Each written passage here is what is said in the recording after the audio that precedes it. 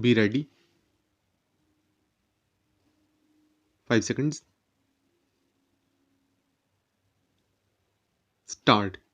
Mr. Vice Chairman, Sir, the constitutional pundits rightly pointed out that free and fair election is the essence of democracy. So, the government which has faith in democracy is expected to introduce necessary reforms to have free and fair elections. So, in the Constitution Amendment Bill 1988, as well as representations to the government, have taken some necessary measures to remove the defects in our electoral system and restore free and fair elections in our process. Sir, I extend my full support to the Constitution Amendment Bill 1988, which reduces the voting age from 21 years to 18 years. No doubt, it is a drastic change, and there was a great demand for this change from the younger generation. But I am to remind this House that there are some state governments which have already introduced this change. Our government reduced the voting age from 21 years to 18 years. So, in consonance with that line, the central government has also come forward to reduce the age by amending the constitution. But here I would like to remind one thing, that when the voting age was 21 years, it is quite common in all the states that so many voters at the age of 18, 19 or 20 years have enrolled their names. When you reduce the age from 21 years to 18 years, it is quite natural that the people who are at the age of 15 or 16 years may also come forward to enroll their names in the electoral rolls. To avoid this influx, I would like to appeal to the government that without any delay, the multi-purpose card must be introduced.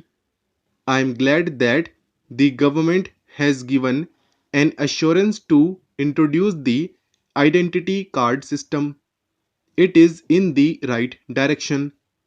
Sir, the Honorable Minister, in the name of reforming the electoral process, has taken some steps to curb the rights of the states. For example, under Section 13, he has introduced a new section by which all the officers and members of the staff who are actually under the control of the state government are brought under the control of the Election Commission during the election period, and not only for control but also for discipline purpose and other purposes, they are under their control. Sir, earlier they were assisting the election commission. There was no difficulty to the election commission, but now the central government want control on the officials and want to conduct the election with its own power. In the name of giving powers to the election commission, it has amended this, it has moved this proposal with a bad motive. The election commission, we know in theory, is an independent body. There is no doubt about that. But in practice, it is under the control and direction of the central government. If the government is very particular about this amendment, then my honest opinion is that it should have consulted the state governments before putting this proposal. But to the best of my information, this government has not consulted any state government. Without consulting the state governments, it has taken the officials of the state governments under its control. Sir, here a right move is regarding the recognition of political parties and definition of political parties. I am not against this clause, but the dangerous thing is this: which is a political party? The decision of the Election Commission is final on this question. That is a dangerous thing. There must be room for decision by court. If the decision of the Election Commission is final, then there will be no democracy because, as I stated earlier, we know by experience that the Election Commission is under the control and influence of the party in power at the center.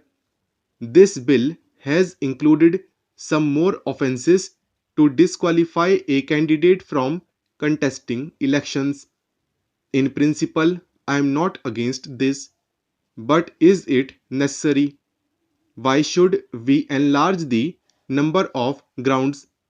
There is no need at all. If anybody is convicted by the court, it is the people who reject him in the poll. Why do you unnecessarily increase the grounds for disqualification? It will give room for the talk that the government is always for restricted democracy and not for liberal democracy. We cannot give room for such suspicion or apprehension by the people. I am not against this in principle. Of course, in case of certain valid grounds, it may be necessary. But at the same time, if you enlarge the grounds in this way, the party in power, either at the center or in the states, will misuse the power to disqualify any contesting candidate. For example, one or two persons in a local area may be influential, but with the help of the local police, they may get punished, thereby preventing them from contesting the election. That is why the clause which include more grounds for disqualification must be deleted from this amendment.